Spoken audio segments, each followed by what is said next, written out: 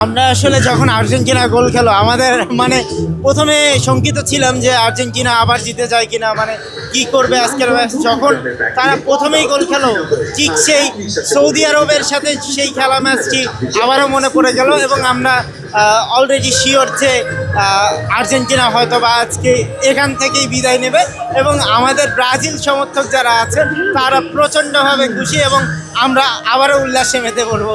আমাদের আর্জেন্টিনা হারাটাই আমাদের সবচেয়ে বড় উল্লাস।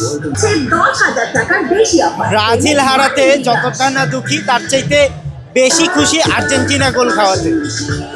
হ্যাঁ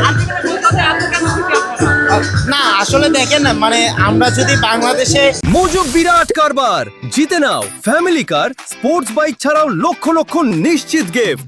প্রতিপক্ষ চিন্তা করি যে বিশ্বকাপ খেলাগুলোতে, তখন দেখি যে আর্জেন্টিনা এবং ব্রাজিল দুই দলই একটা আরেকটা দলের প্রতিপক্ষ।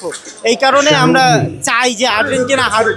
ব্রাজিল সমর্থকরা চায় সবসময় আর্জেন্টিনা হারুক এবং আর্জেন্টিনা বাড়ি যায়, এটাই।